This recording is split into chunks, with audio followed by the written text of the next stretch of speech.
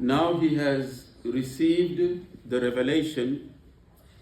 He has a responsibility to go share it with others. Allah tells him, وَأَنذِرْ عَشِيرَتَكَ الْأَقْرَبِينَ. Al-Aqrabin means your family, those who are close to you. Every time you have such a responsibility, know that it is a duty to share it with others. But sharing with others begins with your own family, with those who are close to you. As the saying goes, charity begins at home. So the Prophet Muhammad sallallahu alaihi wasallam now knows that he has the heavy responsibility to go out and share it with others. The first one, as soon as he got the revelation, as soon as he became a prophet, the first one to believe in him was his wife Khadija. After Khadija, then it was Zayd ibn Haritha. After him, it was Ali ibn Abi Talib. After him, it was Abu Bakr as-Siddiq. Now, Zayd and Ali, they both were living in the house of the Prophet at the time, sallallahu alaihi wasallam. They were young. They were very young boys. Khadija was his wife. Zayd at the time was his adopted son. And Ali was his young cousin that he was taking care of. Khadija, of course, is the first one to believe in the message. And after Abu Bakr believed in the message, he went out. His first friend that he invited to Islam was Uthman bin Affan. So Uthman, in fact, became Muslim not through the hands of the Prophet directly, but through his friend Abu Bakr as-Siddiq. These were the very first Muslims. Now Allah tells the Prophet sallallahu alaihi wasallam, after these people, your family, who are close to you, they became Muslim, now you have responsibility to go out now, out of the house. This is when the great event happened, when Prophet Muhammad sallallahu alaihi wasallam stood on the mountain As-Safa. You know As-Safa, well, Marwa. When you go to Mecca, you go to Hajj or Umrah, you have to go between these two mountains, Safa and Marwa. Safa and Marwa. Who was the first person to go between these two mountains, back and forth, until it became mandatory in Hajj? Hajar. Who was Hajar? The mother of Ismail alayhi salam. Very good. So on this mountain, it was still in existence from the time of Hajar until the time of Prophet Muhammad sallallahu alaihi wasallam, until our day.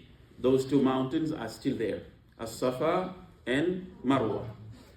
So Prophet Muhammad sallallahu alaihi wasallam, he stood on this mountain As-Safa, and he called his people. He called the Meccans, and they all come around this mountain, and he asked them a question.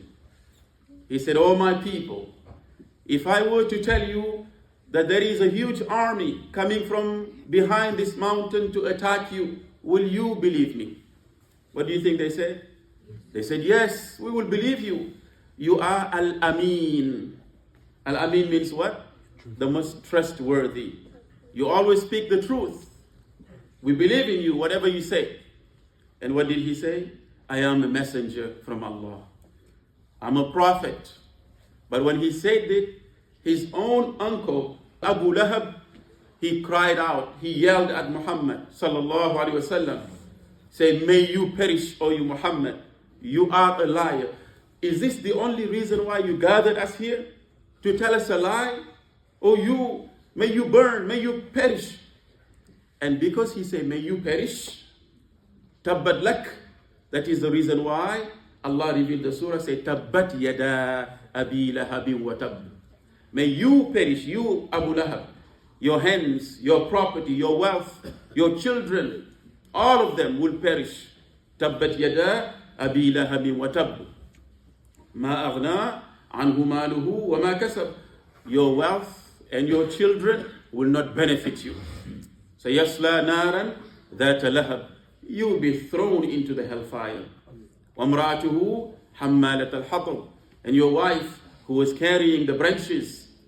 When the Prophet ﷺ was leaving the house to go pray, when it was dark at night or in the morning for Fajr, this Jamil, who was the wife of Abu Lahab, used to put branches with thorns in front of the house of the Prophet ﷺ, so the Prophet would trip and get hurt.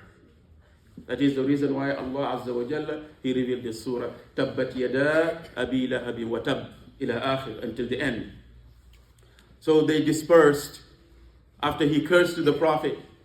Abu Lahab, his own uncle, cursed to him, and the people started screaming and yelling, and they dispersed from the crowd. They went to their homes. Now this is when the atrocities started against the Prophet ﷺ. And they were started by Abu Lahab himself and the other leaders of Mecca. They were very upset. They were very angry. That who is this man who grew up in front of us? He's like our son. And now he's declaring that he's a prophet. We will never believe in him. So they started against him atrocities. But at the time, Prophet Muhammad had his uncle, Abu Talib, who was protecting him. His uncle Abu Talib. He was a very old man at the time. Very, very old. He didn't have strength. He didn't have power. But because the people of Mecca respected him, they respected Abu Talib. So they say, we cannot hurt Muhammad because he is the nephew of Abu Talib. Let us go to Abu Talib and talk to him. They went to see Abu Talib. They say, Abu Talib, we want your nephew to stop what he's doing. If he wants money, we can give him all the money he wants. But he has to stop saying he's a prophet. If he wants power, we can make him the king of Mecca. If he wants to be married, we can marry him with the most beautiful women in Mecca. But he has to stop calling to prophethood. He has to stop. Now this old man who was frail, he called his nephew, Muhammad sallallahu alaihi wasallam, to have a talk with him. And the talk was very gentle. You know, he talked very gently, Abu Talib. He said, oh, my son. He raised him as his son. He used to call him my son. Oh, my son, please. I'm an old man. All this stress, all these difficulties, I cannot bear it anymore. I cannot handle it anymore. So I want you to stop claiming that you are a prophet. Just forget it. Stop everything. They have even given you an offer. If you want to be a king, they will make you the king of Mecca. If you want money, they will give you a lot of money. If you want to be married, they will marry you with the most beautiful women in Mecca. But you have to stop. Do you think the Prophet will stop? No. Do you think that because of money, he is calling to be a prophet? No. Is it because of power that he wants to be a prophet? No. Tomorrow, inshallah, we will find out the answer that the Prophet ﷺ gave to his uncle Abu Talib. Inshallah. Time for salah.